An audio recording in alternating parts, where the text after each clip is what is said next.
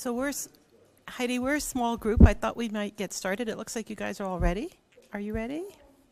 I don't want to have you all sitting up there sort of staring at the room, wondering when we're going to start. But yeah. And if people kind of find their way in, that'll be great. And if you all want to be sure that you're loaded up with your caffeine and sugar, it's in the back of the room, so feel free to go and help yourselves. I'm Patty Iannuzzi. I'm the Dean of the Libraries, and I am very, very pleased to see you all here this afternoon. It's tough to come out when the weather finally breaks and we have lovely Sunday afternoons. So I'm especially grateful that you did make your way over here for this, what is promising to be a very lively conversation. One of the things that people don't know about libraries or tend not to think about libraries is that we're also responsible for documenting and saving the history of the region and of the community. And that means the university as well. And we can't save the history of this university without saving the voices of the students, whenever that might have been, because the students are an extremely central piece to what happens at this institution and are extremely important to the broader community where we live, and they are, after all, now our alum. A few years ago, when the university, when the libraries digitized the Rebel Yell, we were able to expose a great deal of what the students were thinking at that point in time and capture their voices. Heidi Johnson, who's sitting there on the end on the left, came to the libraries about 1.5 years ago. And one of the very first things that Heidi wanted to work on, she's our social sciences librarian, and she does outreach to the political science department among some other departments. And when she came with a proposal for an exhibit on the history of student activism at the university, we just thought that was a wonderful opportunity to expose the kinds of efforts that our students have engaged in for the 50 years that the university's been here, and also to make use of some of the resources that we have collected and exposed and made available, such as the Rebel Yell, but some other materials as well. So she worked for quite a while with an exhibits committee to put together the wonderful exhibits that's downstairs, and I hope you all had a chance to look at it. It's really fun. Then she started to think about what we would have as a reception or an event associated with that exhibit, hence the panel discussion this afternoon. So thank you all for coming. I'm going to leave it to Heidi to introduce our panel, but I do want to thank you all for coming this afternoon and putting your voice out there in yet another forum. These are very important conversations for our community, probably now more than ever. Thank you. Thank you, Patty. So thank you all so much for coming today. I'm really excited about the discussion that we're going to have, and I hope as the panel progresses that you'll think of some good questions for them as well. We'll have at least half an hour to 45 minutes for audience questions, so please keep those in mind. I'm actually going to have the panelists introduce themselves at this time, and then I'll talk a little about the exhibit, and then I'll go right into asking questions which they've seen ahead of time. So without further ado, Bob Levitt, would you begin? And please say your name, how you are represented in the exhibit, and then explain how you are an activist or what your expertise is in activism. Let's see. In the exhibit, I'm the photographer of, I'd say, about 70% of the pictures, because I was the photographer for the Rebel Yell at the time, and I had come back from Japan with enough photographic equipment to make a good photo store, and got involved in that.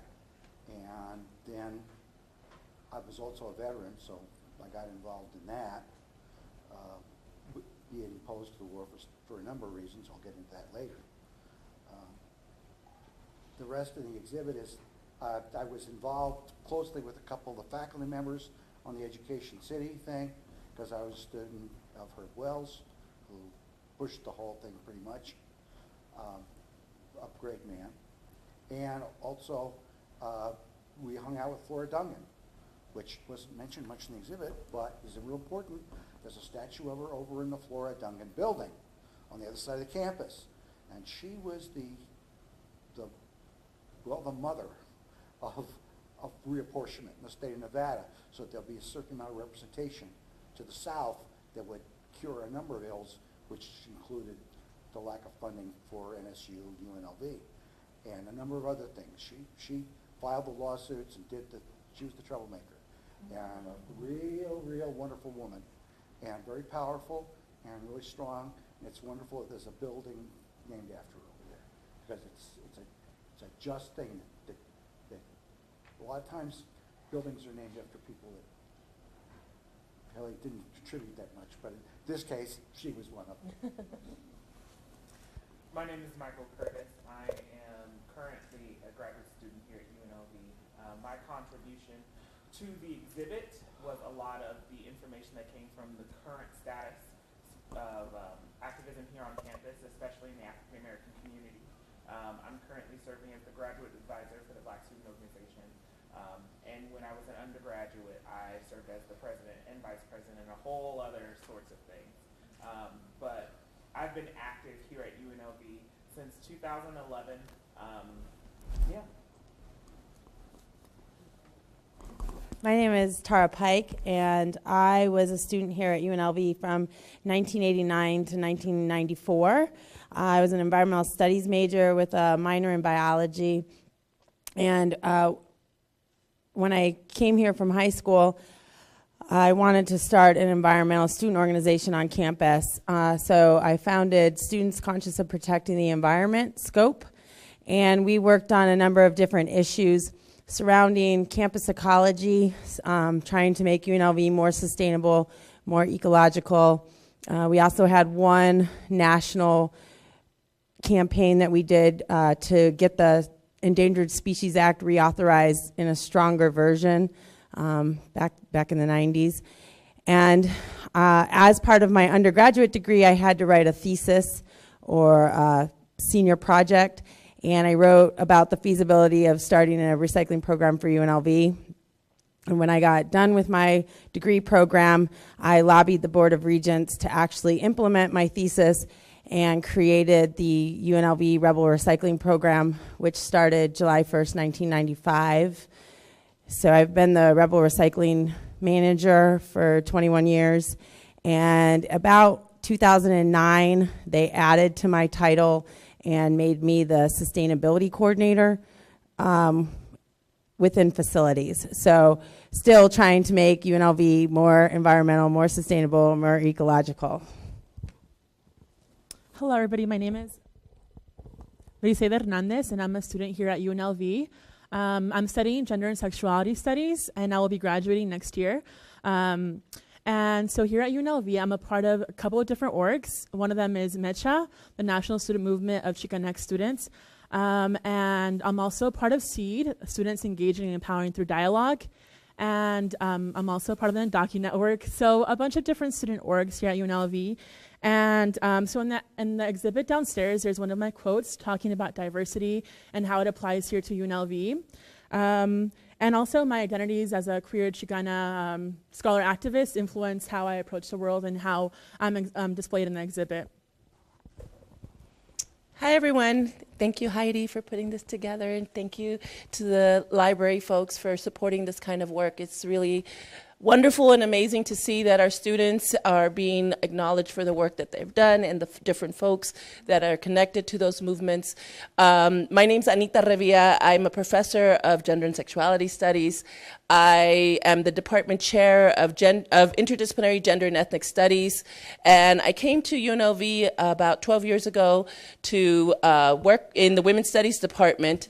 And I am an activist scholar, meaning that all of my research is rooted in social movements, but it also means that I'm part of those social movements, right? So I'm very much committed to social justice, to feminism, to ending discrimination, etc. So when I came here to Las Vegas, I wasn't sure what I would study because, people think of Las Vegas, they think of Sin City or, fun and lights and whatever else they think of, but they don't think about activism.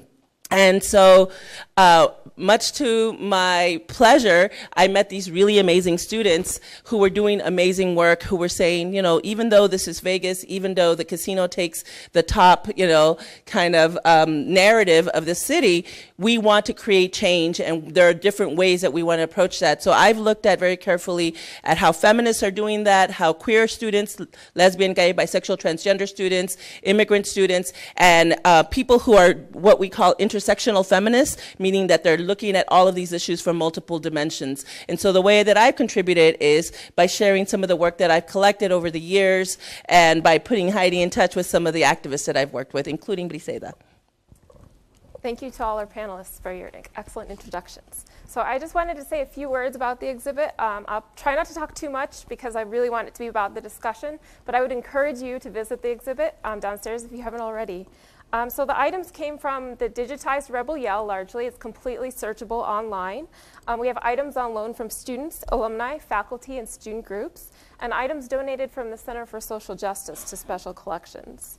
I want to say thank you to the exhibit committee, Michelle Light and Sue Kim, Digital Collections, the Center for Social Justice, and all the individuals who donated or loaned materials, as well as Sean Kennedy, Hugh Okoye, and Rachel Klein, the exhibit designer, and Patty for your support.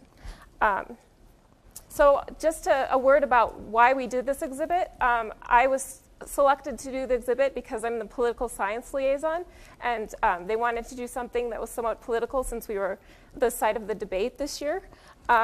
Someone encouraged me to focus on students, and I'm really grateful for that encouragement because I think it turned out wonderfully. And I thought about student activism. I had heard of some instances of student activism on campus, and it seemed like a great idea to bring positive attention to something that so often doesn't get that kind of attention. So that's why we decided to do that theme. The themes of the cases include, so there's 8 cases. The first 4 are historical. We have education, anti-war, anti-racism and civil rights, and then a case for the 80s and 90s. And then the other 4 cases are themed.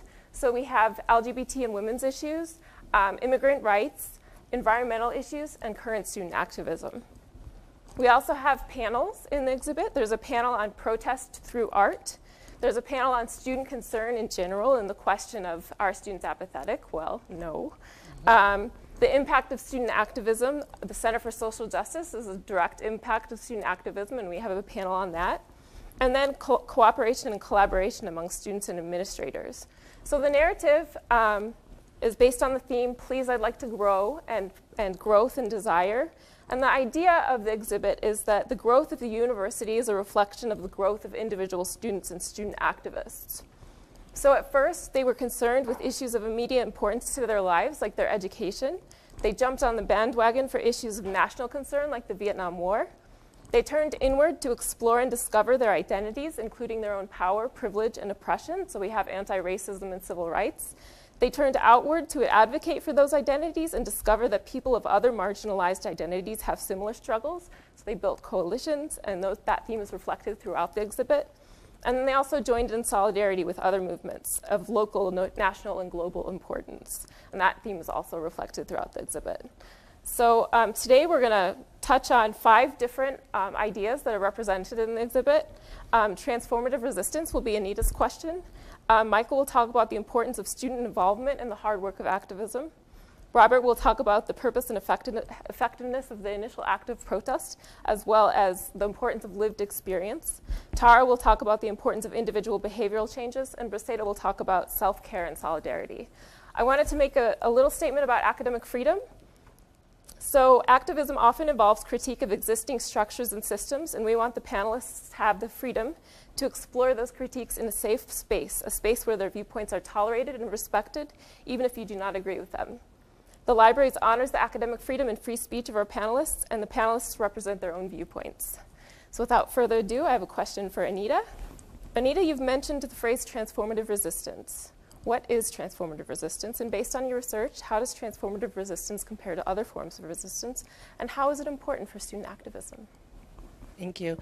So bear with me because as the professor, I get to talk about the theory. And we're starting with the theory. So I don't want to lose you, but one of the things that we've done in the field of education is look at how people create social change. And what we know is that lots of people think that they're doing good in the world and want to create change. But one of these things that we've studied is how people who want to resist social structures, social inequalities, sometimes don't have a sophisticated critique of social inequality. So there's this diagram, and I didn't bring you a copy, but I'll gladly email it to you if you want it. And basically on this diagram, diagram, it shows how people who have a low level of consciousness, meaning that they don't understand racism, classism, sexism, homophobia, or inequalities such as those, but yet they want, you know, good in the world, they want social justice, they want social change, they tend to do what we call conformist resistance. Right? So you conform to society, you conform to the ways that things are happening. In other words, you don't really contest the inequalities, but you're trying to do good things. You want to, I don't know, treat people like human beings. You want people to be happy and have safe neighborhoods. But if you don't talk about racism and classism, when you're talking about, quote, safe neighborhoods, then you don't realize that you're conforming to the social inequalities that consider, for example, the neighborhood that I grew up in, which was a low-income, working-class neighborhood, a, quote, bad neighborhood, right? But because it's also, you know, people of color who are predominantly in, you know, living in poverty in our country because of the history of this country, like, you wouldn't know that or you wouldn't think about that unless you have a higher level of consciousness around it. So what we know is that people who have a higher level of awareness, meaning that they know that social injustice exists, they know how racism looks, they know how, you know, power differentials are being used against people, and they want social justice, they tend to be the ones who are creating transformative resistance. And then there's two other quadrants. One is where you basically have no level of awareness and no desire for social justice, and those people end up doing stuff like reactionary behavior, right? And so you could think of lots of groups around the country right now who are doing reactionary behavior. They're just kind of like fed up with the world. They don't know, you know, they don't know how the systems of oppression have been set up for us, and they're really not interested in creating change at all. So that's just reactionary. It doesn't even really mean resistance. It's just kind of like, I'm acting out, I'm bullying people, I'm mistreating people. And then there's self-defeating behavior, self-defeating resistance. What that is they have a high level of understanding of social injustice, but they have no commitment to social change. So they, you know, again, let's say, I know that discrimination exists, but I have no interest in changing it. So I end up leaving school, leaving my job, hating my neighbors, right? That becomes self-defeating resistance because I'm so tired of the injustice, but I have no desire to change it. So that in many ways becomes self-defeating. So one of the things that I've been doing in my work is trying to look at groups who are engaged in transformative resistance, people who are steadily trying to understand these social inequalities and trying to create the change. And those are the ones that we're really interested in identifying so that we can give more people kind of roadmaps on how to do activism. Can you talk a little more about how that plays out in your work that you do with students? Yes. So, for example, I studied women, Chicanas and Latinas, at UCLA, and I looked at their way of activism.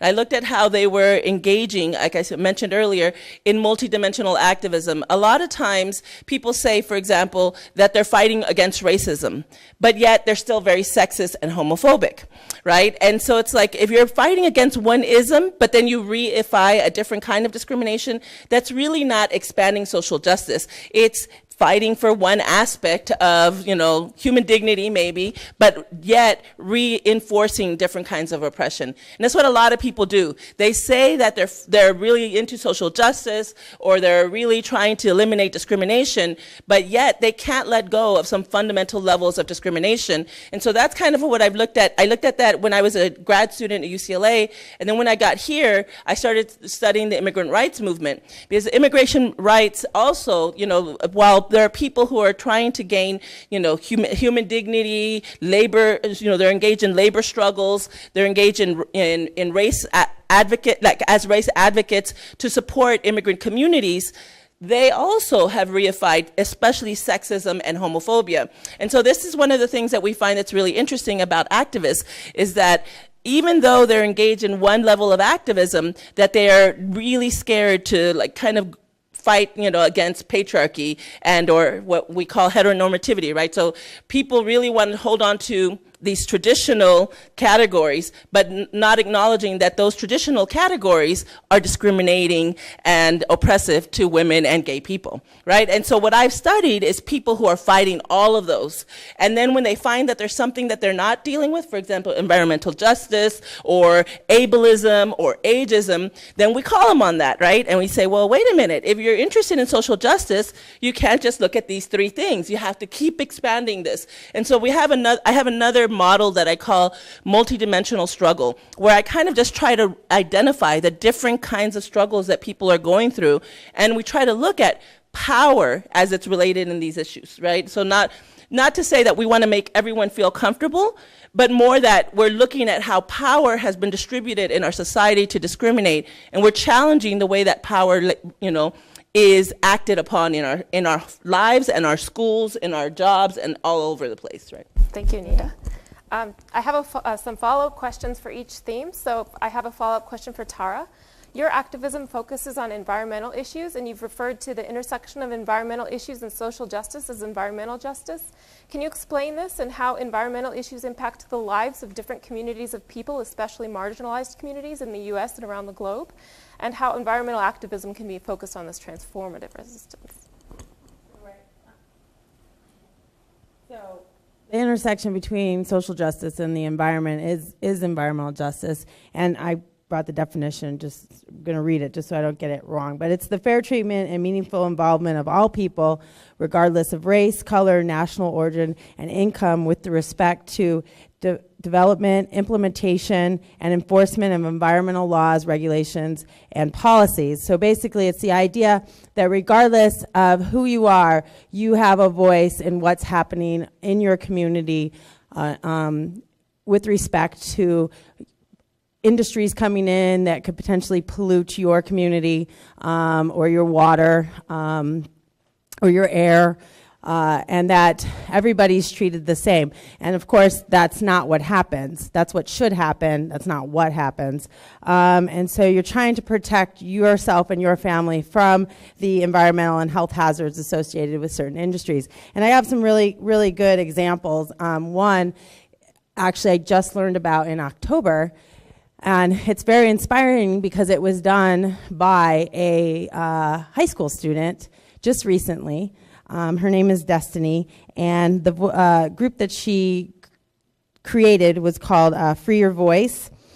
She's from Curtis Bay, which is right outside of Baltimore, Maryland, and they were going to put a trash incinerator in her community, which would have burned 4,000 tons.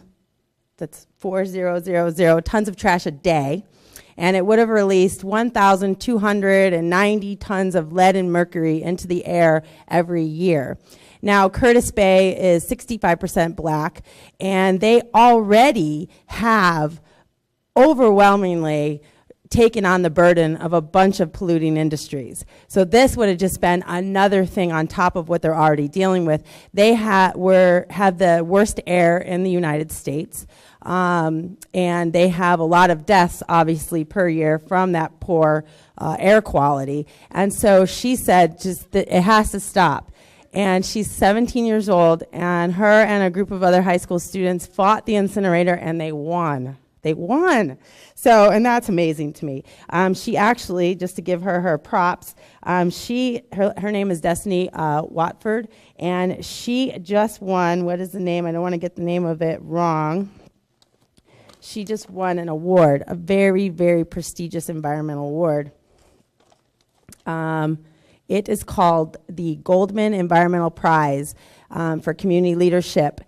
She's the third youngest student or person to ever win this award, and the other people who won the award were from Slovakia, Cambodia, Tanzania, Puerto Rico, and Peru. So you can see that it's a very prestigious award. I'm super proud of her. I didn't actually get to meet her, but I met somebody who worked with her. And the reason, the first thing he said, and what she would say, I'm sure, if we met her, is that it wasn't just her that did it. It was a group of these high school students that did this. And but she was the glue that held it together, is how they put it. And so that's environmental justice in a nutshell with an example, right? It's about the idea that just because you're low income or just because you're a minority, you should not have to take on the burden of polluting industries. And another great example happening now, which I won't go into in detail because I'm sure you've all heard about it, is the Dakota Access Pipeline, where all of it's Standing Rock, and the tribes from all across the country are coming together to fight this. And I don't know if this is something that a lot of people know, but that pipeline was actually going to go through Bismarck first. And it's a higher income area. Obviously, it's also more Caucasian. And they were worried about polluting the water there. So they moved it down to the area right outside the reservation. And so they call themselves the water protectors, and that's exactly what they are, because don't let anyone tell you that pipelines don't break, because they do. There's been lots of pipelines that have broke this year alone. So I don't want to go in, I have all the details, but I don't want to go into it and take up too much time. But that's what environmental justice is, and it happens all across our country and technically all across our world. Thank you, Tara. So we'll move on to the next theme, student involvement and cooperation and collaboration. And this question is for Michael. These things are just as important, if not more important, than protest. What must happen after the initial act of protest to ensure that the movement is effective? And can you give examples from your own work? I think for me, especially here, from what I've seen at UNLV, is the worst thing that happens after an uproar is graduation. So a couple of years ago, there was that big Hey Reb scandal that kind of happened here. I was an outgoing senior at the time, so my current students now who are running the organization stepped up and planned this whole die-in, and it was great and it was wonderful. And then all the leadership graduated in May and no one really took that over. So the torch has really been carried by the faculty advisor and I, and maybe one or two students who are left here from that sort of time of like, these are the issues, this is why we were mad, nothing really got solved, like let's do something about it. And I think that's kind of really important. In sort of a graduation sort of environment, when things are kept at the university level, people eventually leave. So the issues are kind of just left up in the air until someone picks it up, and then they feel like they have to start over from scratch. Can you talk a little bit more about how you sustain a movement after the protest is over, like your student involvement, what kind of hard work is involved, like what kinds of activities have you done? I think it's all about education and this sort of idea that just because someone is in a university setting doesn't necessarily mean that they're going to go out and seek this sort of information.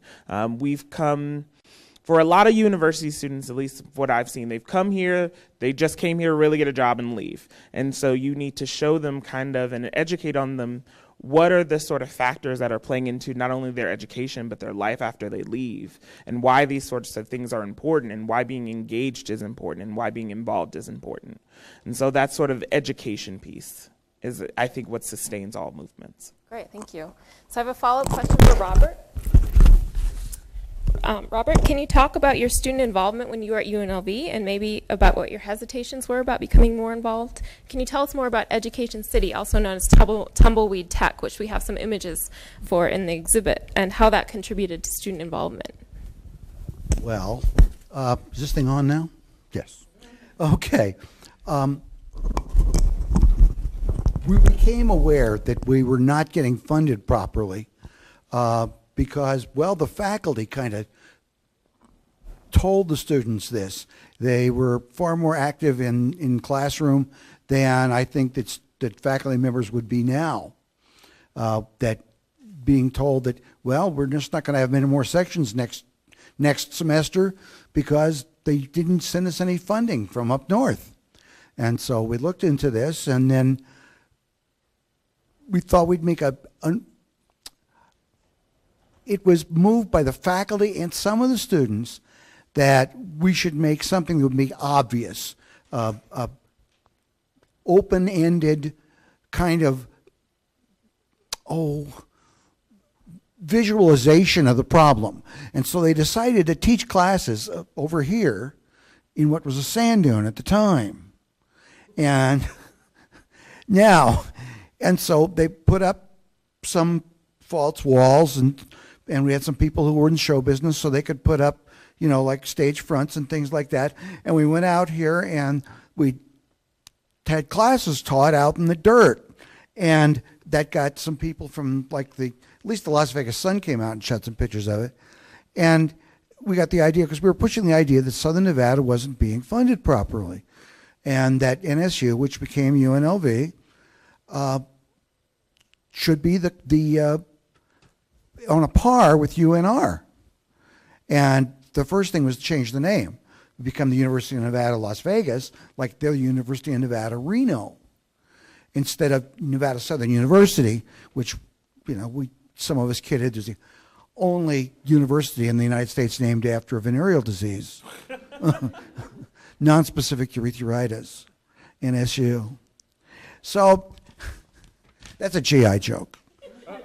Anyway, and some of us at the time, there were a lot of us who were just getting back from our tours in the service.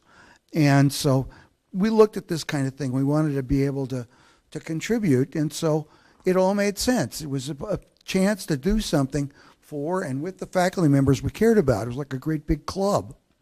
And to see it, it's something to do something for your class and for the college, for the university, for the program. It was great. We already saw that we had a round library, which is a really bad idea. I mean, you could miss a book stack and go walking in circles for a long time. You know, help! I'm over here, and are crushed in the crank-a-stacks, right? Anyway, so we went all that, but that's how that got going, and then we went up and testified before the legislature, and made ourselves obvious, and fundraised and walked for candidates that were going to push the agenda for education. Because you got to remember, you know, Nevada and the United States and such is not a pro-intellectual kind of place. And so we had to do that. There's an underlying anti-intellectualism. What do we need a college for? All we need is, you know, guys that can park cars. So we had to get around that, work on that type of thing, and tell the community that this is going to be important. And you know what? It paid off. Look at this place now. I mean, it's still got some drawbacks. It's still got this idiotic nickname for the teams. But what are you going to do, you know? I'm ashamed of it now, and I was ashamed of it then. But that's student activism for you. Can we go back to the first thing we think of when we think of activism, protest? So you've mentioned that anti-war activists in the 60s and 70s viewed the war abstractly, and because they didn't have the lived experience of fighting in the war, their protest wasn't as effective. What is the importance of lived experience, and how can other people who don't have that lived experience engage in meaningful activism? Now, first of all, let's get this straight. I am the world's least likely Vietnam veteran, because I was only there for like a day and a half every time I got there. I looked why I don't have any medals, and the reason is you got to be 30 days in any command before you get their awards. And so if you're there and catch the next plane out, you don't get anything. So that's it. I was working for ComNav Airpac, which is the Navy arm of things. Secondly, they were ashamed of what I was doing. We were doing modifications on airplanes that proved that they weren't ready to go to war when they were.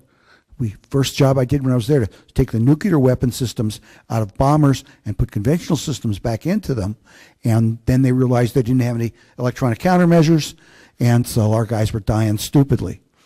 And since these guys were officers and college graduates, people got upset about it. They didn't care about the cannon fodder in the infantry as much. But you got to see things that will never get out of my mind. I am the poster child for survivor's guilt, because I could leave when I wanted to, or as soon as I got, sucks, let's leave, they're shooting. So I'd leave. But these other guys were there stuck. They were in the infantry in the real thing. You know, that's not to say it wasn't dangerous in those places. My outfit lost more people in Korea than we did in Vietnam during my tour. One afternoon, they killed 32 guys. You know? And it was, I'll never forget that. but people disappear. You know, the infantry is different than aviation. In aviation, they're just there and then they're gone, and then you deal with it. But in combat, you just watch people die, or you watch them load up their bodies, and then you go back. So they can't do it. How can I watch war movies? There's no smell. That's what my shrink told me. Okay, that's how you do that. You can just go, I can watch anything. I can watch the first 20 minutes of Saving Private Ryan now because there's no smell. And that's the toughest human, thing. This is the smell of the things that happen. The kids were here. They were against the war. It was self-serving. If they could end the war before their draft number came up, they wouldn't have to go. That's fine. That's a good reason. Nobody wants to be cannon fodder. And at that time, it was working up to a bigger draft numbers. And we could see that this wasn't good. Those of us who had been there said, a friend of mine was with the 173rd Airborne, and we used to sit around here and go, these poor bastards, they're going to get it because they don't want to be there, and they're not going to make great soldiers. They're going to go, hey, Sarge, blam, and that's going to be the end of them. So we were worried about them, and so we went ahead and faced it.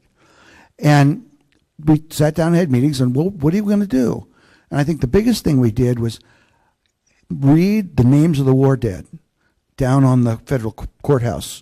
The former governor read them, and it was a really conscious demonstration because it brought it home. Who are these? These are human beings. These are people, and we're losing them. And there's no real reason for it because that's it. The other thing you have to face if you're a veteran is facing the fact that maybe everything you did, you stood for, and people died for was pointless.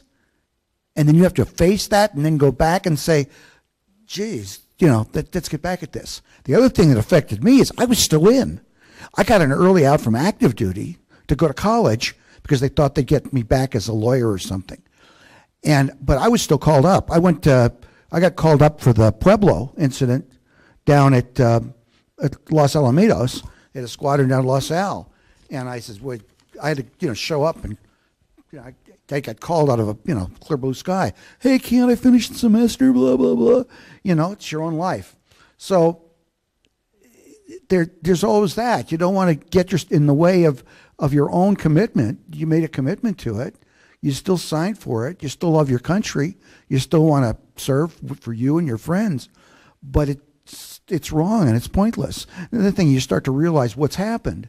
And later on, I found, historical documents from the War College and Bergen and the Pentagon Papers and all that they were just using this for political purposes. It wasn't they weren't trying to win a war. And so no matter how you felt about it, you were being used and abused. And so we acted, and we still react to it. And I've got a couple things I'll save for. Okay, you want to save those for the next question? Well, how can you make people aware of what a war is like without inflicting, how to understand it without inflicting physically bodily harm on yourself or making yourself physically ill? And I've got a list of 3 films. Okay? Thank you. Briseida, so how have the protests you've been involved in been meaningful or effective? What is the purpose of protest? And if you don't have that lived experience, how can you make protest meaningful and effective? So like we mentioned before, a lot of the times when we think about activism, we think about protest, and that's what we picture. And so a lot of people recently have been questioning the purpose and the effect of protest, especially after the election results. But protests do many things. First of all, they build awareness that there are people against or fighting for something. And then you also get to see a community who was there with you fighting. And in addition, you get to meet different people who are involved for many different reasons. So when my friends organized the Mizzou Solidarity protest almost a year ago, they did so, first of all, just to show solidarity for what was happening and for our stance with Black Lives Matter. But from there, we talked about our experiences here at UNLV. And then from there, that influenced the creation of a new multicultural academic resource center and that's going to be open next spring. So those are some instances where you can see how that protest has evolved and how that transformed. So there's different things, but as well, like in the background of protest is building community and solidarity. So from that, we got to meet a lot of other student activists who are doing similar work at UNLV. In addition, we got to build community and to show support. And from there, that's where I met a lot of my friends who now I consider family. And so there's a lot of things that happen when you create protests that you don't necessarily ever see, but that's always happening in the background. Michael, what about you? How has protest been meaningful and effective that you've participated in? I mean, I would definitely wholeheartedly agree with what you say. I think the biggest part is the community part, because when there's any sort of marginalization or discrimination or anything like that, it seems very isolating, and it can feel very isolating, like I'm the only one going through this.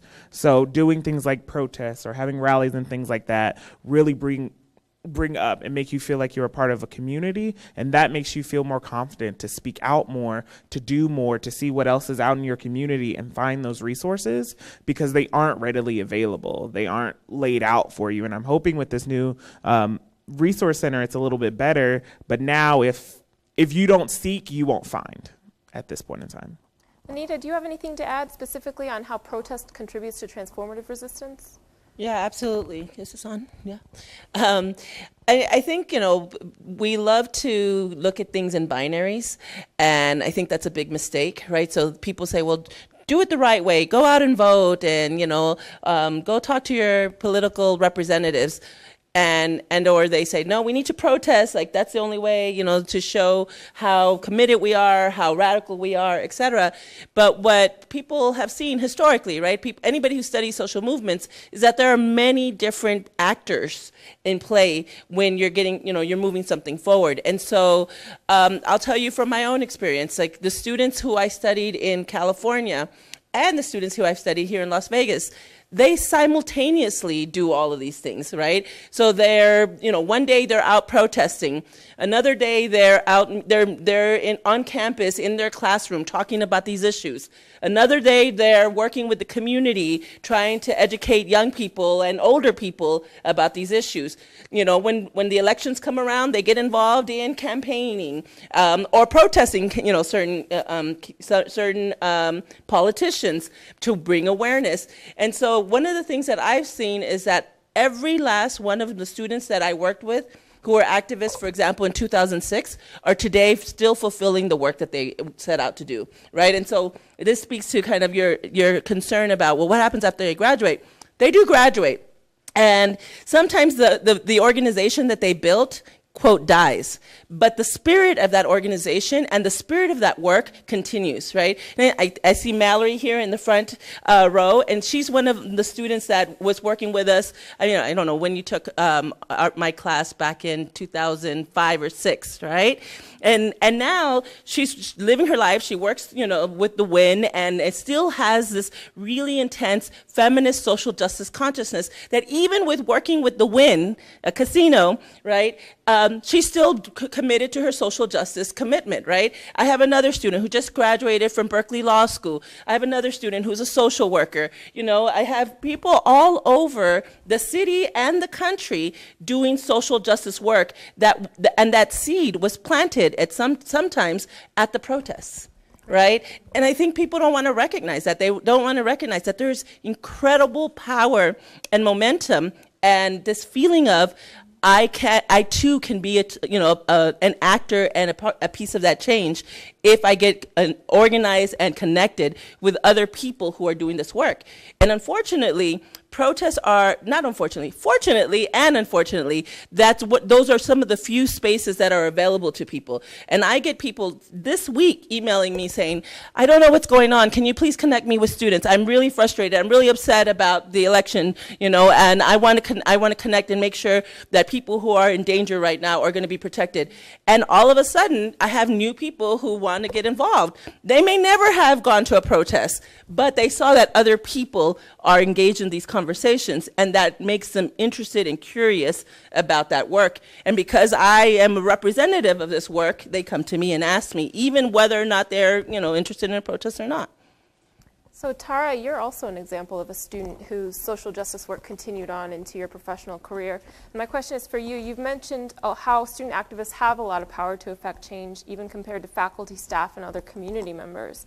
Can you explain how students have this kind of power and how protest can be a powerful form of activism? Right. So, being a student activist here at UNLV and now working for UNLV, it's like night and day, really, with what you can accomplish. And so one of the things I always say to students when I meet them is that you need to understand that you have a lot of power. You might not feel like it, but you do. When you say something, they're going to listen to you more than they're going to listen to me because I work here. And they can just brush me off easily. They can't brush you off as easily. You are the customer of this university. So if you want something, figure out how to get them to listen. And if getting them to listen is a protest, great. Do that. If getting them to listen is to form a partnership with them by saying, if you do this for us, we will follow through on these things. And that works because you're being practical with them, and they appreciate that. I think a protest is how you get attention. You get the attention through the protest. But if you only rely on that and think that that is going to change what you don't like or to send the message of what you want, I don't think that that's going to work, because behind a protest there's a lot of organizing. And there's a lot of things happening. The protest is the bringing people together that are like-minded, and it's to gain attention, whether that's media attention, administrative attention, whoever you're trying to get their attention, that's a good way. And so students do have the power, and that you have to figure out all the different buttons to push to activate what you want. And I think when I was a student, we tackled each of the things we wanted in extremely different ways. We wanted a recycling program, and so we did that from an advocacy standpoint, right? We just kept demanding it. We kept saying, please explain why we can't have a recycling program. So it was more of an advocacy thing. We wanted the campus to convert areas of grass to desert landscape. Back then, if a sprinkler broke, there was a geyser, literally a geyser, coming out of the sprinkler head. And so the amount of water waste you saw all the time was incredible. The sidewalks now are not nearly as wet as they were back then. And we wanted them to start converting areas of campus to desert landscape to save water. Instead of advocating for that, we raised the money for that. And we did the work. We came out and we removed the grass. We planted the other plants. And so that was the approach we took for that issue. And just advocating for that, we didn't think was going to work. So I think students need to see that you have to look at all the different dimensions of a problem and figure out how you're going to get the most yards in the race. And I think that environmental issues, especially campus ecology issues, are much easier than some of the issues that these guys deal with, because you're trying to change a critical mass of individuals' thought processes, which I think is completely much harder to do. So let's move on then to individual behavioral changes. You've mentioned how individual actions add up and make up a larger piece of the puzzle. They make a big difference, but they are challenging. So what are the challenges to encouraging individual behavioral changes, and how can student activism contribute to those changes? How did your activism as a student contribute to behavioral changes, either among students or faculty? Or administrators. Right. So now I'm a big advocate of each of us doing certain behaviors is going to create the critical mass that we need. The paradigm shift, pushes past the tipping point, I guess. All of these things, it takes each one of us to do that, whether it's fighting different forms of inequality because you just don't let anyone get away with it. So if they're speaking in a racist way, you call them out on it. You're taking an individual approach to trying at that very moment to say this is not normal, that's not okay. Environmentally, it's hard to get people to not have bottled water, take back the tap is here, carry their own container. I'm super anti-straw. I would just like to get rid of all the straws in the whole world. Super unnecessary in my opinion. So, your own straw, you carry your own silverware. I have my own silverware in this bag. I have my own to-go container, which you can get on campus, people. I'm just going to plug this right now. This is your reusable to-go container. You can get one on campus. You can have zero waste lunch. Where do you get it? You get it at Greens to Go. You get it at the Dining Commons. You have your silverware. Look at, I have a zero waste lunch right here. Right? Yay. I got to get my napkin. I don't have my napkin. But the point is that this seems silly maybe to a lot of people. But if we all started doing simple things like looking at what we generate from a garbage perspective, and then we start teaching people. I teach this to everyone I can think of. I post it all over social media because it's the drop in the pool that creates the ripples. And then the ripples reach the shore, and now we just made it. We made it to the shore, right? That's where we're trying to get to. And so individual behaviors, whether it be from a social justice perspective, from an environmental perspective, they add up and everybody makes a difference. And I think people forget that. They forget that what you do every day, how you spend your money, what companies you support. I'm a big believer in boycotts. These things add up. And I think that gets lost in a lot of movements because they think that you need all these people to accomplish this together, moving in the same direction. But, you can have them spread out moving in the general same direction. Thank you. Through individual behavior. So, Michael, how have recent student protests, such as the Mizzou Solidarity Protest, had an impact on individual actions of administrators and other students? Are there effective ways to fight racism on campus, and how do they work to impact people at the individual level? Okay, there's two answers to this. There's the Michael answer, and then there's a Michael therapist answer. I'm a marriage and family therapy student, if I didn't say that already. So from a sort of Michael sort of perspective, I would say call that person out on it, have those sort of in-depth conversations with your friends, with strangers, whatever. But then again, I have the ability to do so because of my personality and my past and who I am as a person. Not everyone has that ability. So we have to pick and choose. When can I stand up? When do I, fall back into the past? How much can I really affect change in this moment? And you kind of have to always weigh those things. And I think from our sort of small protest, we had the ability to have a lot of visibility on campus, but also bring random students up. So one of the random students who walked up actually ended up becoming our membership chair, and she did a lot of great things in the organization. Now we're at 100 members on campus. So it was kind of an igniting sort of spark for everything that they're doing now and kind of growing now. So on an individual level, I think the biggest thing is learning to weigh those pros and cons and then be willing to take chances and be willing to call things out and to be willing to have those uncomfortable conversations with someone you may not be as close to, or even people you're very close to.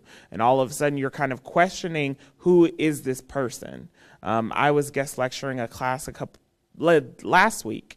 And in that class, we were talking about sexual orientation. And I had a student say, I have a group of friends who don't like my other friend because she's lesbian, but I don't want to tell her that, so I just don't invite her to things. And my question to him was, who are you afraid of telling? Are you afraid of telling them that she's a lesbian, or are you afraid of telling your lesbian friends that you have homophobic friends? So it's that sort of thing that we have to start questioning internally, and I hope that whatever we're doing on this campus continues to grow outside of this. So how do you talk to people in a way that they will listen and that maybe shows compassion so that actual change can be accomplished in those sort of interpersonal interactions, especially with your experience as a therapist? to get a person to listen, you have to first let them know that you're listening to them. So understanding their perspective, as wrong as it may sound to you, really understanding at the core of where their beliefs and stuff come from, acknowledging that, and then reciprocating that with your own sort of perspective. You can't fight racism if you don't know where it comes from, because 9 times out of 10, these aren't horrible people, you know? These aren't horrible people who think the world should burn or whatever. They just have a set of beliefs and values that are contrary to yours and contrary to probably the majority. So first addressing that, and then attuning to that, and then trying to fix it. Thank you. So Robert, as an anthropologist, you've studied racism a lot and thought about it a lot. How do we solve racism at the individual level? Why are people racist, and how do you stand up to racism when you witness it? Those are a lot of questions. Okay, here, you wanted it. First of all, I got a sexism story. Okay, so someone goes ahead and decides that for this job in an institution that I happen to be a member of, that they didn't want, of all the people that were selected for this job, they didn't want anybody who was gay, the board. And so I said, okay, tell you what we're going to do. It's got to be somebody that's straight, right? They said, yeah. Okay, the only thing we need here is evidence. I want affidavits from satisfied sexual partners. Why do they have to be satisfied? Well, I want them to be confident heterosexual. Got it. I mean, it's an adjective here. It's important. And so I says, okay, what I want is, I want evidence here. If the people come forward and somebody comes up to me and says they're straight or they're gay or whatever, I says, you got to have proof. You're going to discriminate against them by not hiring them because they're gay. And then I added that I'm practicing male lesbian. And they said, what kind of definition is practicing male lesbian? And I says, I don't know. I made it up. So you got to make up your own values. That's the whole thing. Pretty soon they can see how silly they are. And it worked. This was at a church.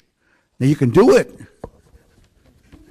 And the whole thing, I said, and on top of that, I says, you start filling out questionnaires as to who's straight and who's gay.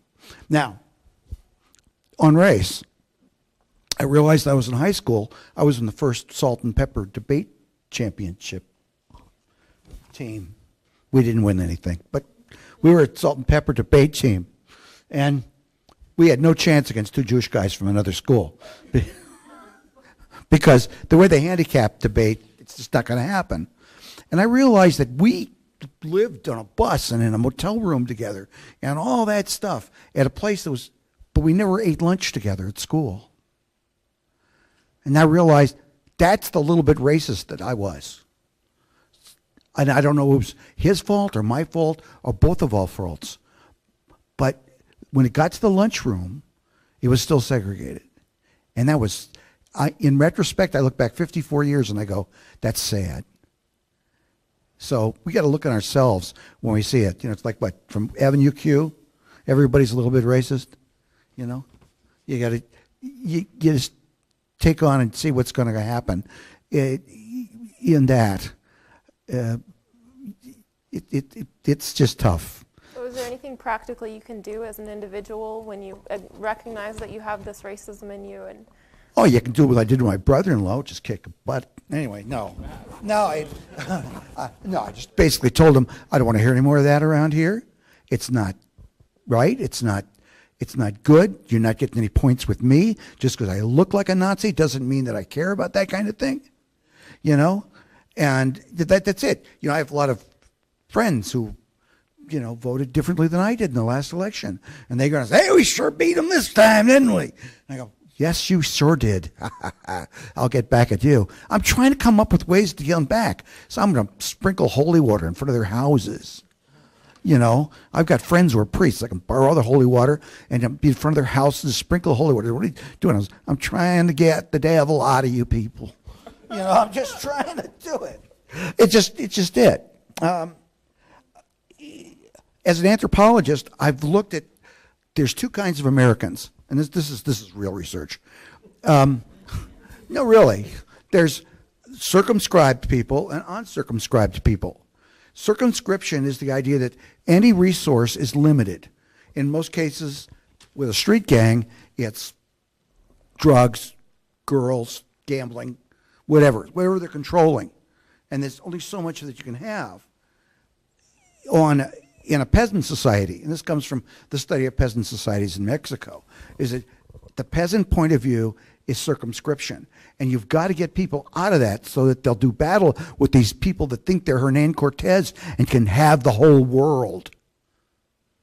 There's something in between there that would allow us to be human beings and interact with each other maturely.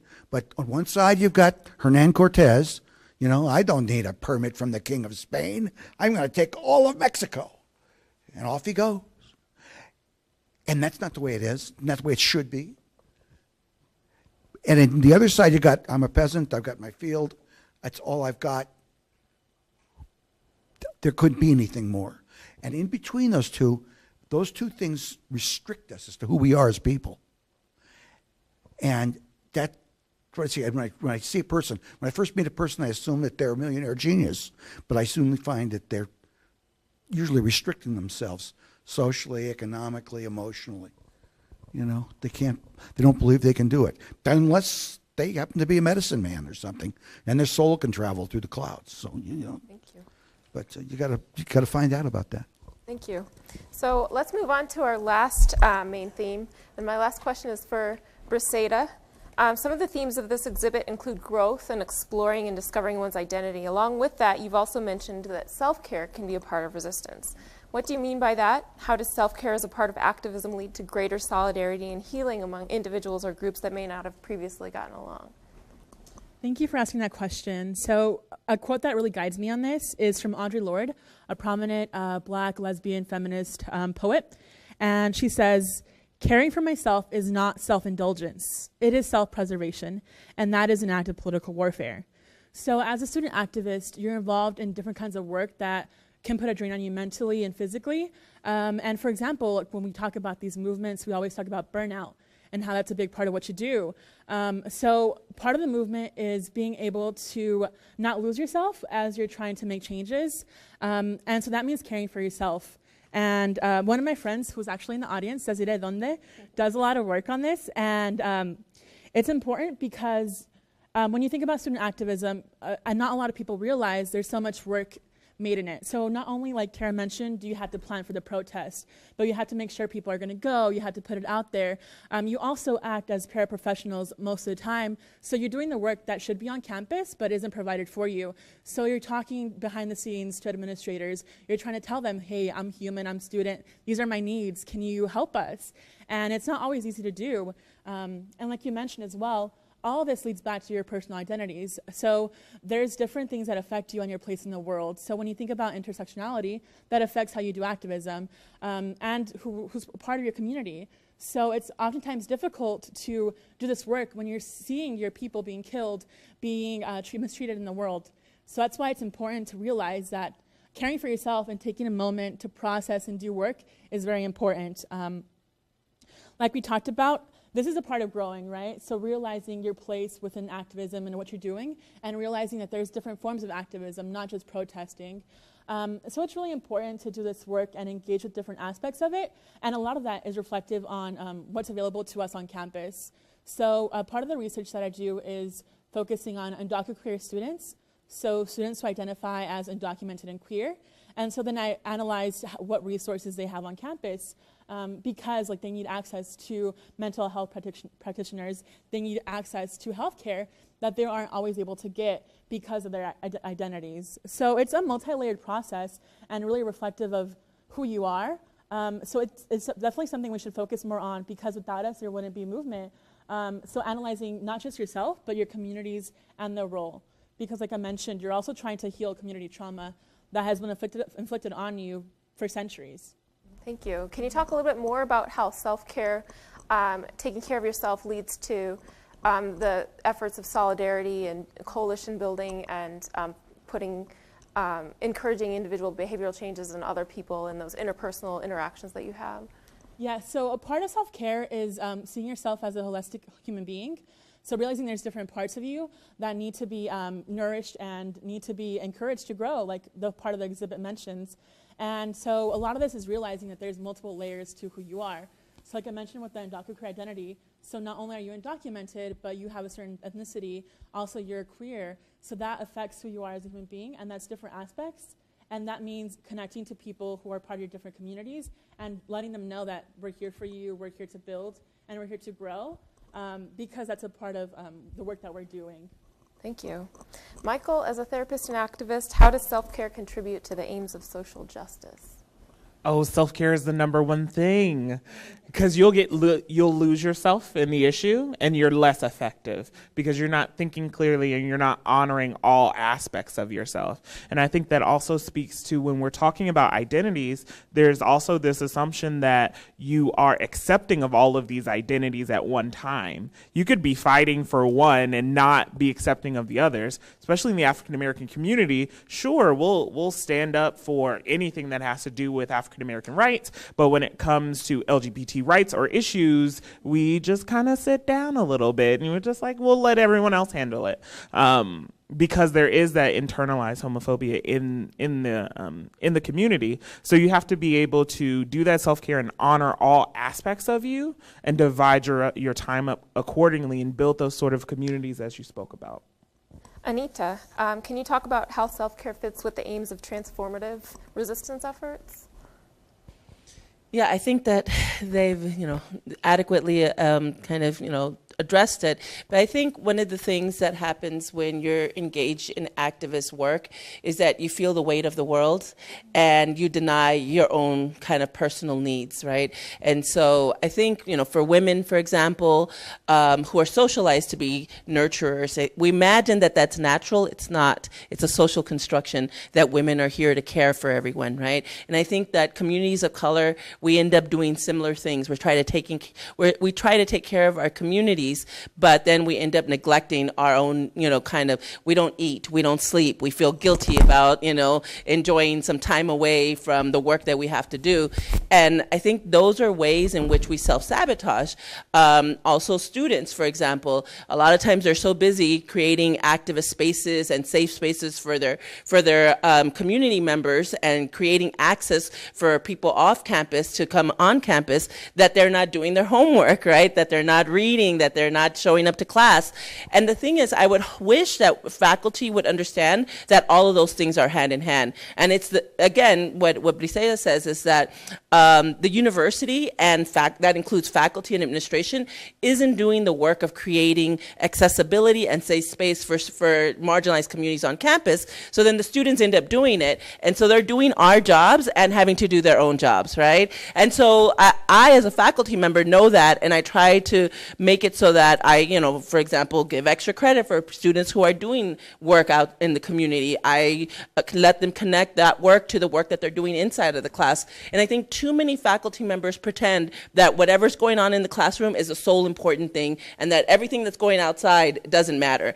And, again, I am women's studies, I am a feminist and activist scholar, so I'm trying to reshape that, and I consider that self-care for me, self-care for them, and I think it looks like that, but different in every other space that you go into. And I think the best thing that you can do is, if you are a person who has privilege, that you can support people who don't have that privilege and who are doing the work to create, a social change for them by allowing them and fostering that space so that they can do their work and not dismissing it as unimportant. Thank you. So I want to have plenty of time for audience questions. So we've gone through all the main questions, and now I'll have each panelist give a 1 to 2 minute final statement. And my question for you, if you'd like to address it, is what advice do you have for student activists today? What opportunities do you see for them? And you're welcome to say anything else that you think is relevant. So I'll start with Robert. First of all, be careful. You might get what you asked for. Those of us who wanted to get rid of the draft got rid of it. Now we have a warrior class that votes completely as a block, that's formed militarism as an institution in our society like it's never been before, because there's a separation between the people and the army. It happened in LA when the Los Angeles police were corrupt. really corrupt toward the end of World War II. They make movies about it. They decided, Chief Davis came along and said, let's go ahead and separate the police department from the people, because we'll have a separate police culture, and it'll be separate, and they won't be corrupted by the institutions of the city. And it worked. The police were so separated from the city that there was no communication whatsoever. They got what they asked for. Same way is true with the draft. The people that were marginalized in our society got drafted because they couldn't get school deferments, and so now the poor goes directly into the service to become cannon fodder. You know, when somebody who has privilege goes into the military now, it's so notable that we name bridges after them when they get killed. You know, we look at a real American hero. There was somebody when everybody had to go, volunteered. Look at Ted Williams. You know, the real John Wayne with Ted Williams. He was the real American hero, and he was Hispanic. Okay? Nobody mentions that very much. And the thing was, why is it notable? When he went back to Korea and dropped out of being the #1 hitter in the major leagues, he went to Korea and got himself shot down a couple times. That's different. But now, the only people that go are the poor and people that have a military background, and so it's separate. So we got what we asked for, and now we're paying a price for it. Thank you. Michael, would you like to make a final statement about the future of student activism or anything? Yeah, I think for student activism, I think an important thing that I think everyone should kind of take with them is that get creative with it. Use your skills and abilities of whatever that is. So I have some students who are super vocal. They're going to be at the front of the lines. They're going to be talking to them. And I have other students who are very much passive, and they're not comfortable with talking in public places or talking to other people, but that doesn't mean their voice is any less important or any less powerful. Maybe those are the students who organize the rooms, who organize these sorts of events like that, who invite your speakers. They can have just as much impact as that person who's standing on that sort of front line. Thank you. Tara, what would you like to say? I definitely want to ditto that, but I think that one of the things is time management. And I think when I was a student, I wanted to get straight A's. I did get straight A's. I worked very hard, but I also had a student group that I wanted to be very successful, and I wanted it to flourish, and I wanted to achieve everything that we were setting out to do. And I wanted to be there for everyone who signed up for my student group, to make it our student group. And I worked almost 40 hours a week. I still wanted to have a social life, and of course I needed to sleep, and sleep actually was the one that got cut a lot. But the idea is time management and figuring out what you can achieve in the time that you have, and then if you can't do it, make sure you find people who can help you, and be okay with delegating if you're the leader of a student group. Be okay with giving away some of your power to people. Don't try to do it all by yourself. And I did that for a little while, quickly realizes you can't operate that way. And so I think time management, understanding that you have a lot of power, making sure that you push the buttons that you have power to push. And then self-care was not a thing back when I was in the student activist, and we basically lived scope all the time. We'd stay up we'd pull all-nighters all the time to strategize and come up with ways to get the administration's attention.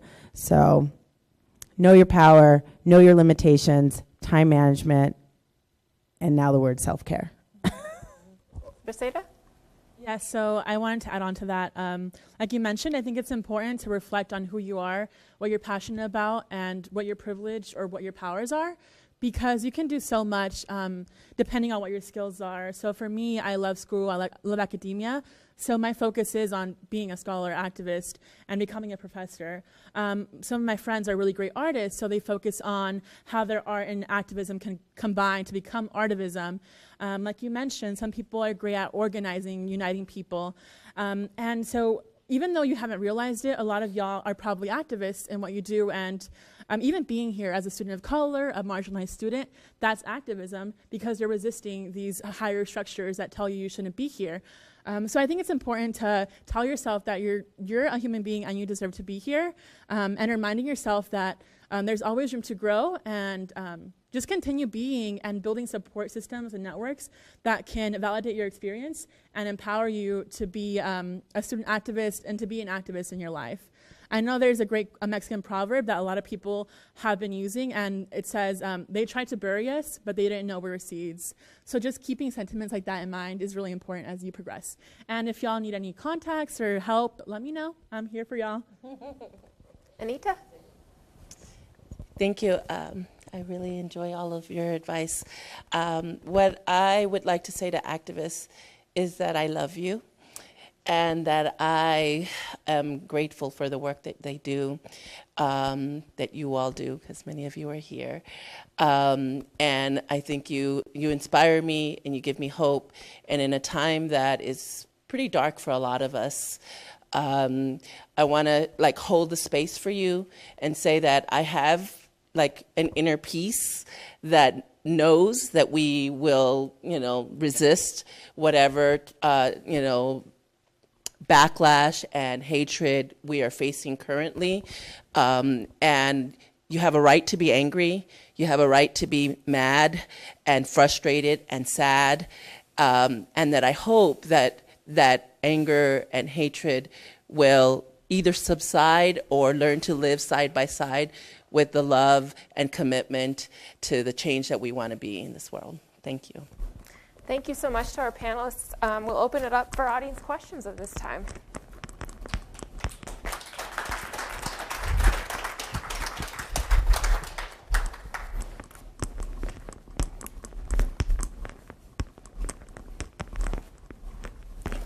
Thanks, Heidi. I enjoyed it. My question, the university, including this program, pays a lot of attention to race, and with a liberal bias.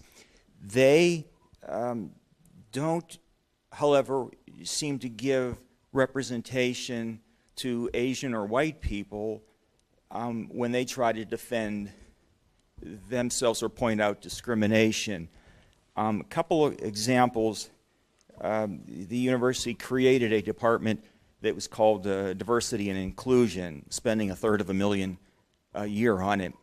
But it's not really, I think it's inappropriately named because they, last time I saw a list of all their speakers, it included everyone you can imagine except, for Asians and whites. And my other example is I've tried for many years to apply and interview for jobs here on my alma mater, UNLV, unsuccessfully. And a couple insiders have told me quietly that the department's not the only one that gets to review the applicants. Other groups in the university do, and I'm simply not the right demographic. Therefore, why am I being punished? Shouldn't we make people equal at the beginning of the race, not at the end of the race? Thank you for your question. Let's give this one to Anita to start. I think what you're voicing is a very real fear that people who have historically had privilege in this country are no longer feeling, right? And so I want to acknowledge your fear and acknowledge your frustration with what seems to be discrimination. The truth is that our administration and staff and faculty is still overwhelmingly white, and the content of our programs and our, including student life as a whole, diversity and inclusion is this much of a student life budget, right? and overwhelmingly, the perspectives continue to be Eurocentric. And so, people always say, why do we have, a Hispanic Heritage Month? Why do we have an LGBT Heritage Month? And it is because they have experienced discrimination historically. It is because that content and that information and that history has historically been left out of the classroom. So one of the things that I think you're reacting to is this idea that people create these special programs for people who have been excluded, but yet it doesn't quite feel inclusive of all. And so that's the conversation that we need to have. It's like, how do we talk to white people? I think Asian people actually feel sometimes left out, but not for the reasons that you're talking about. More on what I hear Asian Americans saying on this campus is, there's no Asian American studies, and there are very few Asian American faculty on this campus. There are very few even staff members on this campus, when we're an Asian American serving institution, and we're also a Hispanic serving institution, right? And so one of the things is that this country has pretended that we don't have deep racial divides and deep racial wounds. There are historical wounds that we are not dealing with. And so what happens to a wound, right? If you have a cut, our veteran will tell us, if you have a wound, if that wound is not acknowledged and adequately dealt with, it festers, it creates infection, and you can even lose the arm. And that's where we are as a country right now. We have to really look at these wounds. I will listen to people who say, I feel left out, but at the same time, we need to acknowledge that historically, whiteness has been an ideology of supremacy in this country. And so how do we respond to that? How do we deal with the fact that equality looks like inclusion, and it looks like you're creating space for certain people and not other people, right? Those are Band-Aid approaches, but that's all that we figured out how to do. We haven't figured out how to do this differently. So what I would suggest is for us to have a conversation about how do we acknowledge these different fears and assume discriminatory behaviors when they're really kind of the result of a deep set of discrimination that this country is founded on. Robert, you had Yeah, I think we got to look at it with historic perspective. The reason that this is not New Spain is that the United States invaded Mexico in 1845, occupied Mexico City, and forced a treaty, Guadalupe Hidalgo, on the country of Mexico. When my grandfather died in a mining accident in this region some years back, it said, local man and 6 Mexicans died in the thing. They gave his name, where he was from, where he was born, and 6 Mexicans. No face, no name. They were here first. This was their country. We didn't have an ethnic cleansing, bless our hearts, because that's what we did to the Indians. We took them out of the Carolinas and sent them to Oklahoma. Thank you, the first Democrat president. So there's this constant thing. Right now, the biggest fear we've got is that Executive Order 966 will be implemented. Last time we did it, we rounded up the Japanese. You want resistance? When the FBI went to Moapa Valley in 1942 to collect the Yamashitas, the local family said, they're not the Yamashitas, they're our friends. And they shuffled them around. And the FBI only had 3 days to find these people. Finally, they gave up, and the Yamashitas raised melons all during the war. They didn't go to the camp over in Manzanar. That's the history. That's what people live with. You got Cliven Bundy over there, He's a live person. He's just, I went to school with this idiot. The only reason I'm an A student at the grade school in Mesquite is because he was in it. But he's there on national television, with some guy back east with an Irish name. telling him that you know, hey, he's an okay guy. You're up against that history. And so, yeah, it's rough. It doesn't work right. It's not going to be fair. Fair's an empty category. But that's the history we've been dealing with. And some people won't acknowledge it. Tara? I think the way that I look at the word racism, it actually bothers me because to me, racism is power plus, it's privilege plus power. So certain groups, in my opinion, it's prejudice plus power. Certain groups, in my opinion, can't be racist, right? Because they don't have the power part of the equation. So what they're prejudice. They're prejudiced people. They don't like you and they're prejudiced. But a racist is someone who has the power to act on their prejudice. And so that's the way I look at it, the way that it helps me to understand when I'm navigating a situation is, am I the one who has the power or am I the one that doesn't have the power? And because a lot of our institutions are founded on institutional racism because of the historical nature of our nation, it's hard for me when someone says, well, that person's being a racist, and technically that person's being prejudiced or bigoted. I don't know if that helps you to understand that the history and the power is not with the minority groups, it's with the Caucasians. So we have to look at it from that perspective when we're navigating a system and looking at a program or an institution. And so with UNLV, we were primarily Caucasian, and now we are embracing diversity. And sometimes when you embrace diversity, you have to deal with certain people feeling left out. So yes, we should be looking at how to make everybody feel inclusive. And like I think your example of that we're doing the Band-Aid approach is very good because that's all we know how to do right now. But I think if you feel like that program needs to include more white speakers, more Asian speakers, I think if you talk to them about that, they probably would listen. Have you tried talking to them about that?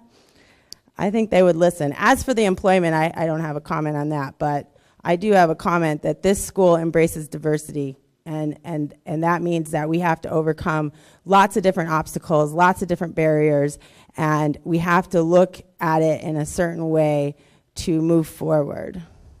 Michael? I think we're throwing around this word diversity a lot, and we're not actually finding what that word is. So as a marriage and family therapy student, I am the only African-American male in all three of our years, so third year, second year, and first years. There are no minorities of my faculty, or when I was in the psychology department, there were no minorities either. So that should tell you the sort of lens that I'm coming at a little bit. So when you say those sorts of things, when you said your sort of question of they don't have any speakers, well, I've never seen a minority speaker from my realm of where I've been. I am a part of the Delta Kappa Honor Society for MFT, and all of our guest presentations and our experts have all been Caucasian. So there's that part. And I think there's also this idea of what diversity is and what inclusion really is should be more readily defined, because we say we're a minority serving campus, but that's only like 15% of our whole campus. So, those sorts of things too, and just throwing around this word, without defining it, I think is kind of useless. I think I've heard before that, I know I'm the moderator, I'm not supposed to contribute, but sometimes if you're used to privilege, inclusion can feel like oppression. I think that's a thing I've heard thrown around. I just thought I'd throw that out there. Do we have any other audience questions? Did you have any follow-up questions or anybody?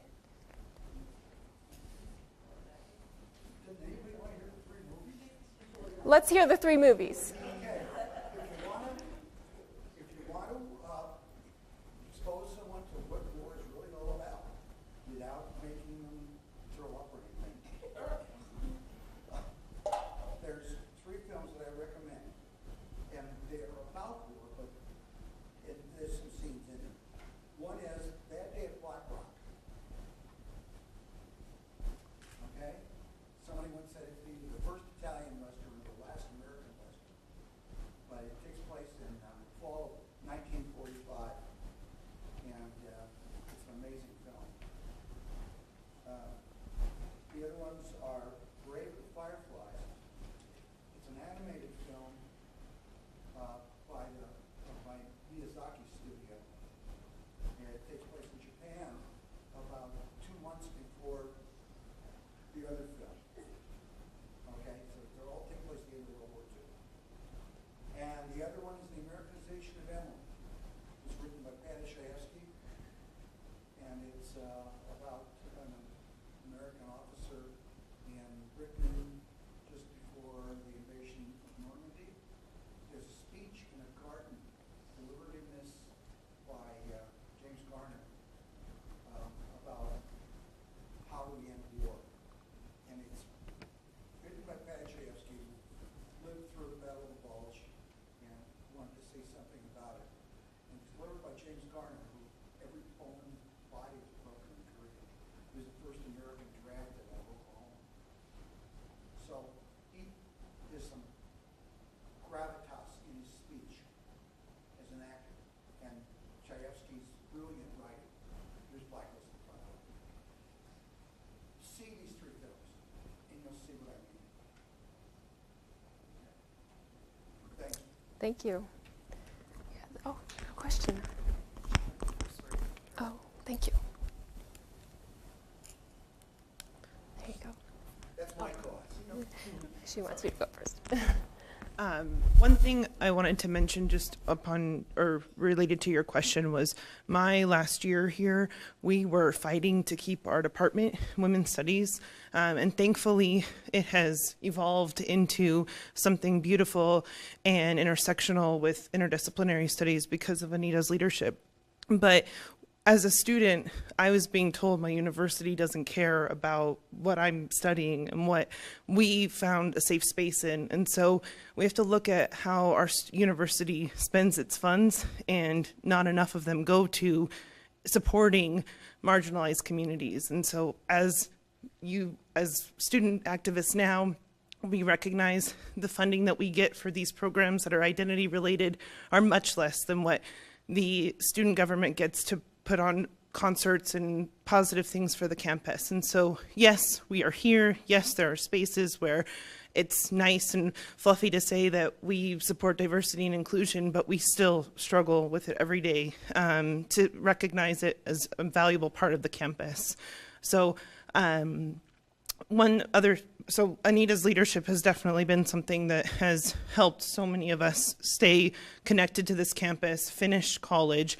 And one thing I wanted to ask is the value of mentor or womentorship within student activism on campus and how that's played out in your fields of either academia or student organizations. So and in terms of that question, I think it's really important for these connections to be made, because if it wasn't for Dr. Anita Revilla, I wouldn't have taken the leadership positions that I have now, and I wouldn't be going to graduate school next year.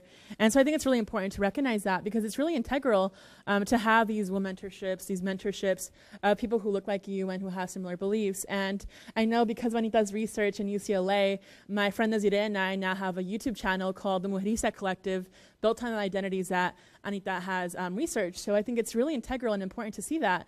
And not only that, but I know that there's a big community of people who are from UNLV, who have gone elsewhere and taken what they learned here and they're activists here with them. So for example, in Minnesota, there's 3 students who are in Minnesota now who identify as mujeristas, who've done activist work, and who now we have a connection and network in the United States. So I think it's really important and nice to see that.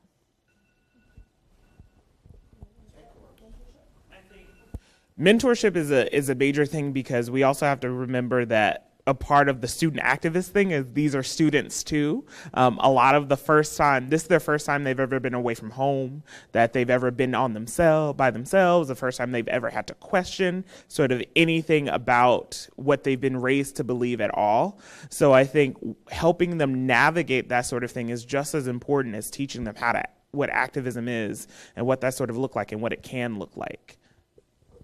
Thank you. Did you have a question? Okay. So I have it. As the nation is in turmoil because of the recent election, do you believe that this will present itself as a political opportunity for a potential movement of social activism, whether it be through the LGBTQ community, the Black Lives Matters, or the minorities all coming together to see what, because I know that a lot of people are scared of what might happen. Who would like to answer this question first? I would say yes, that I do think that this is going to give people an opportunity to come together and organize. I think it's not just going to be the marginalized communities, although I think they will be the leaders of these movements because they've been doing the work already.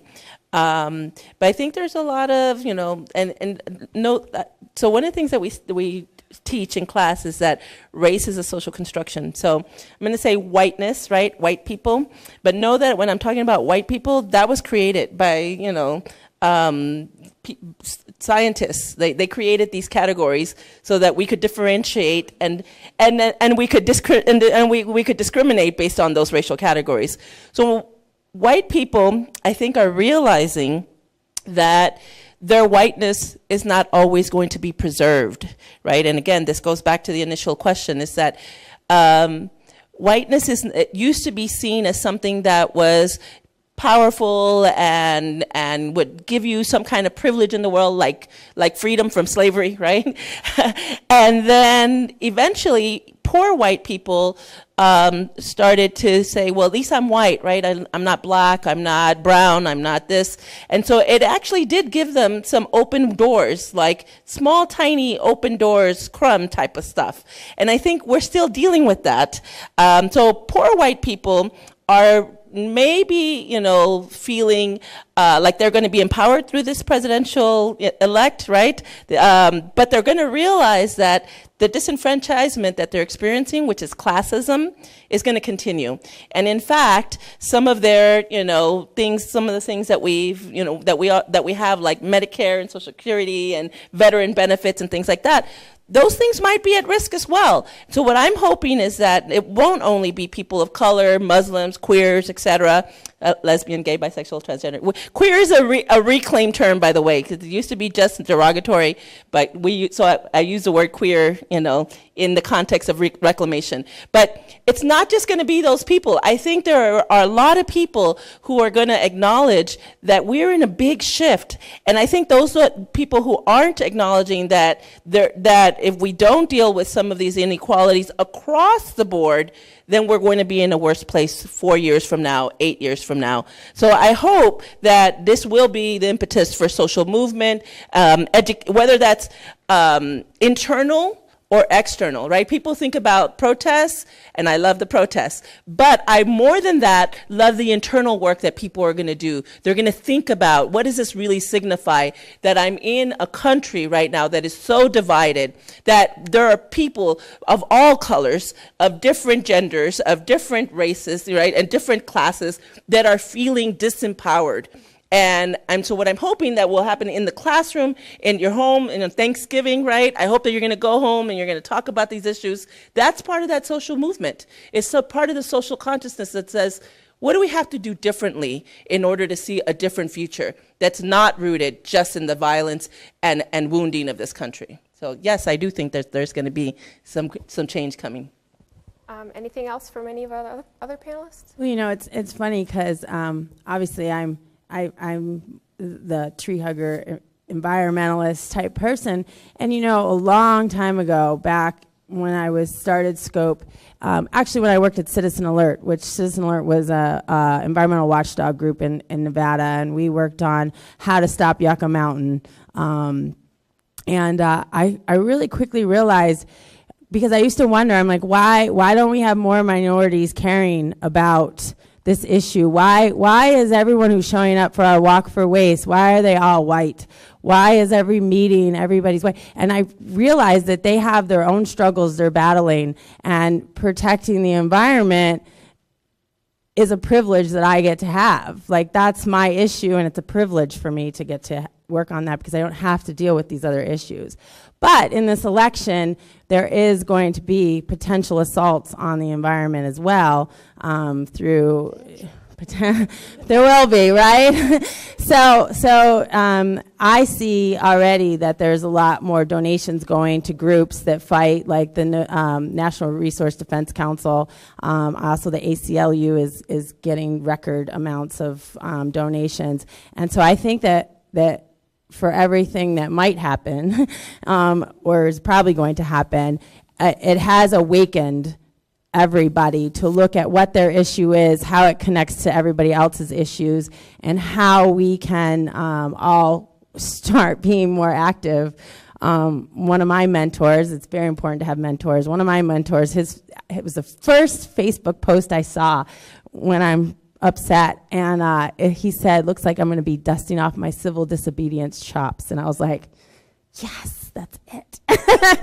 It made me feel better. Anybody else? Michael? And for this, because that's all I've been talking about in my session for the last week, I think there is a lot of fear with this sort of us versus them mentality. And I think we're at a point now where more than likely he's going to be our president. You know, there's a slim chance, probably not going to happen. I hold out hope. But, you know, we have this sort of idea, and I think the most important thing to remember is that he is a public servant, and that so if we can work together to make him raise to a standard of where we need him to be and demand certain things, then maybe things won't go won't go that south, you know? So working together and raising across the aisle and then demanding a certain level of standards and a certain level of decorum is going to be the more important thing than just us versus them. Oh, these people are optimists. That's right. Oh, yeah. My life is very different than others. Oh, no. There's things that we can do that first of all, money. We are lucky that in our area of the country, we have representatives that might represent people in this group. Help them. 2 years to the next election, midterms. I don't care. If the widows might. We got to take back Congress. I'll come right out and say it. Write checks. Take it out of your allowance. Do something. Buy cheaper stuff at Starbucks. I don't care. But, well, I know that hurts. I don't know. Yeah, I don't know about that. Anyway, no, seriously. And you'd be surprised. When you go to Starbucks, bring your own container to fill. You get a discount. You get a discount. And then the money you save, send it to the re-election campaign. Yeah.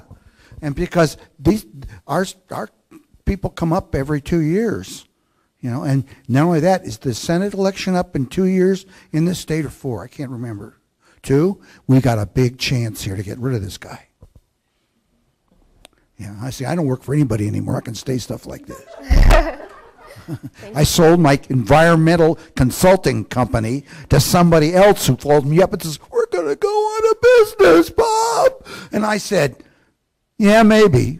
Anyway, but the thing is that, you know, we got hired 4 UNLV students. Just work on it.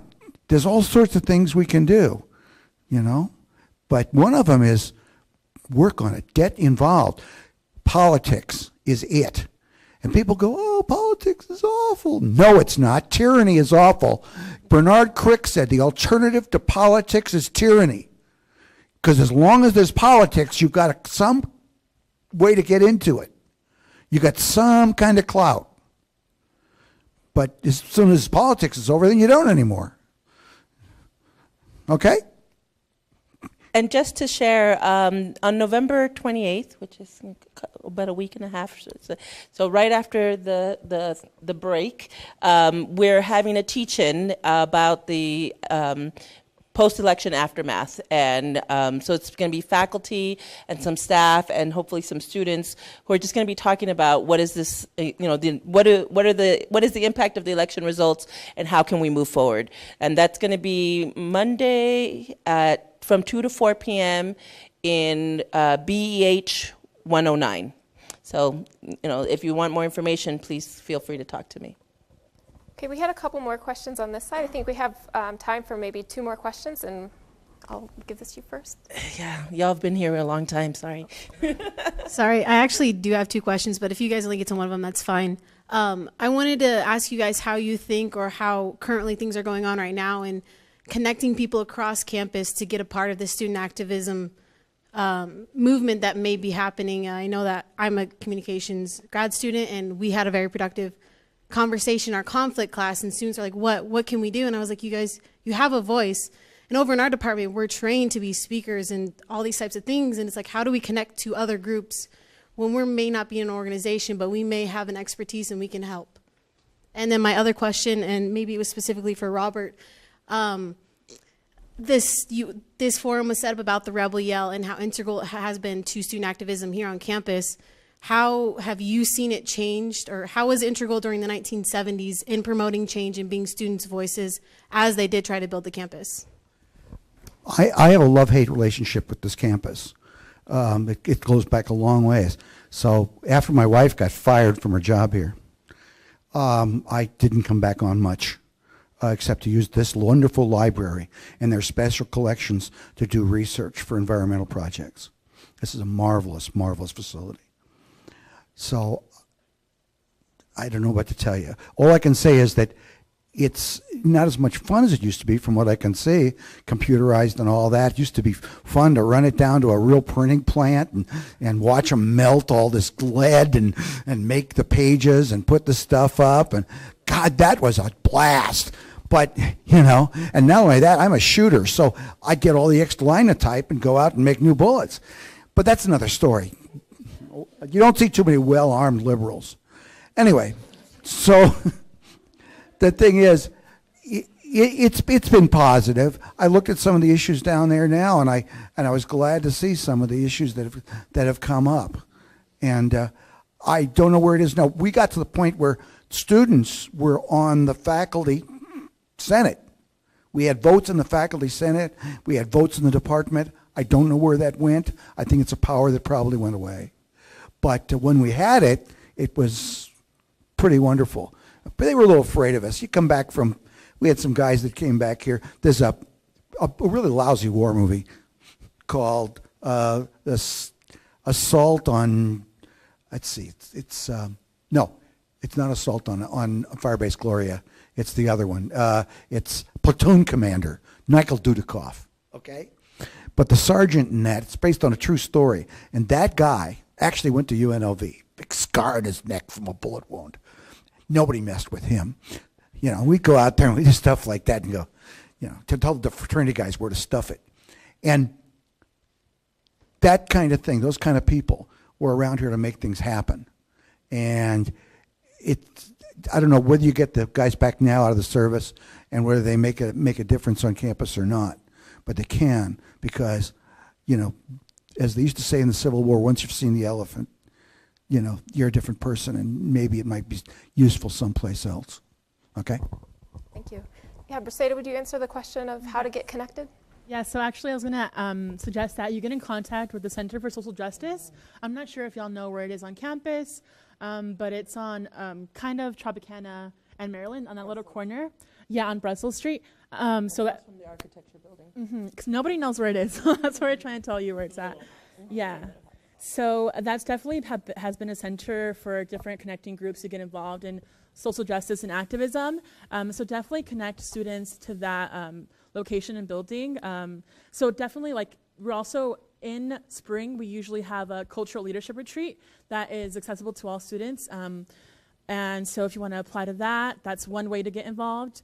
And then also next year, we're going to have our first social justice conference. So maybe you can bridge communication, social justice, and how to get involved and present at the conference as well. So definitely that's a hub of activism and space. And then department is Yeah. also a way to get involved. And also, you know, get in touch with our faculty, get in touch with our students, take our classes, because I think, again, if the institution realizes how important the work that we're doing is for folks who are feeling these feelings that we're kind of talking about, then they'll be, you know, more supportive and hire more faculty and allow us to offer more courses.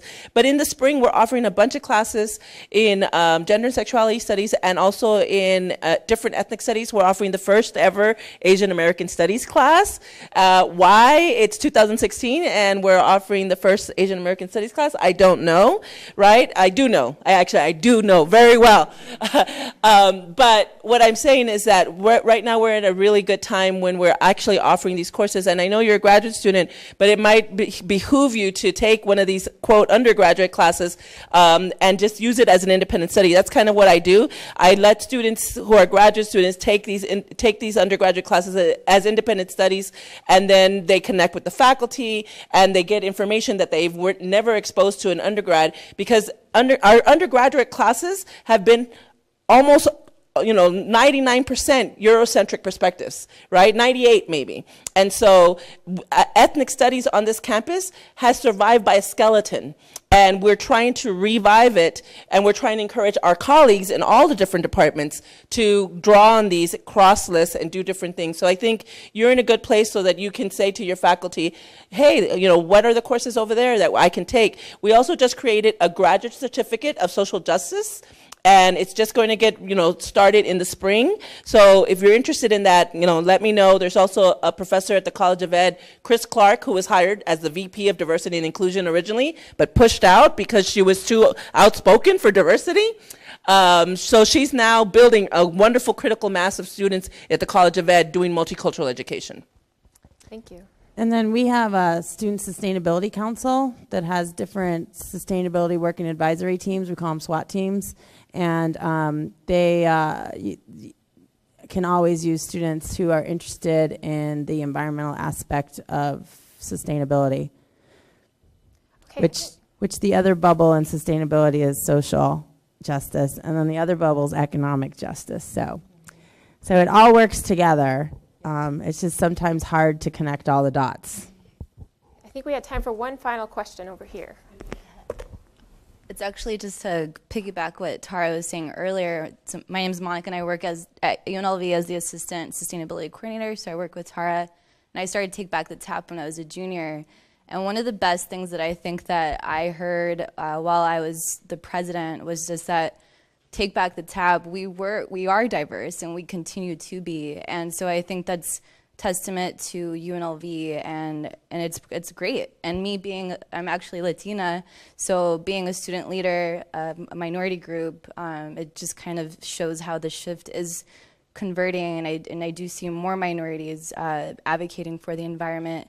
And it's thanks to my dad and his struggle growing up and making sure that I would have a better life than he had growing up. So I think there's many people like me out there, and I'm excited. I understand we have a lot of work ahead of us, but I know that there's a lot of us with a lot of hope. So I am glad to be part of that community, and thank you to the panel. Thank you.